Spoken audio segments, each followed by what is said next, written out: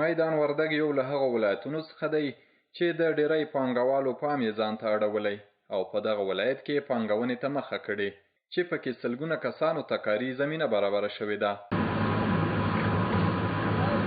تازه په یاد ولایت کې د وطني غوړیو او کنجاړۍ د تولید په برخه کې یوې کارخونې د 6 میلیونه افغانیو په لګښت په فعالیت پیل وکړ.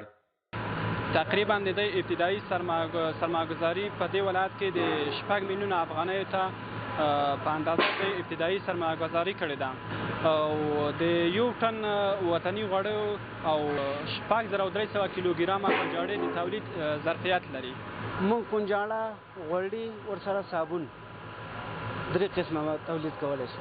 نور سرمایه‌ګذاران د موږ په شان د دوی هم د سرمایه‌ګذاري وکړي چې تر څو خپل وطن او خپل ولایت هر ولایت خپل خلکو ته خدمت وکړي چې وطن جوړ شي، پرمختګ وکړي او د خلکو کاروبار پیدا شي. په یاده کارخونه کې ګڼ شمېر کسانو ته په مستقیم او غیر مستقیم ډول کاري زمینه برابره شوې.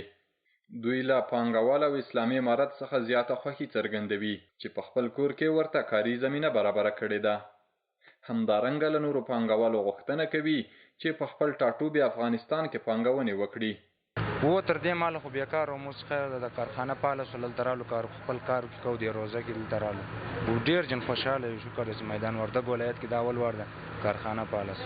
او زمونږ دا وړاندې چې افغانستان کې پانګونه وکړي، افغانستان کې امن ډیر ده، امن جنگ نشته، کار زمینه برابره ده، جوړ ده وکړي پانګونه وکړي. دی ویلو ده چې د اسلامي امارت په راتګ سره په دغه ولایت کې د پانګوالو پانګونې زیاتې شوې چې ښه بېلګه یې څه موده وړاندې په یاد ولایت کې د پلاستیک، صابون او پاپړو کارخونو فعالیت پیلېدل دي.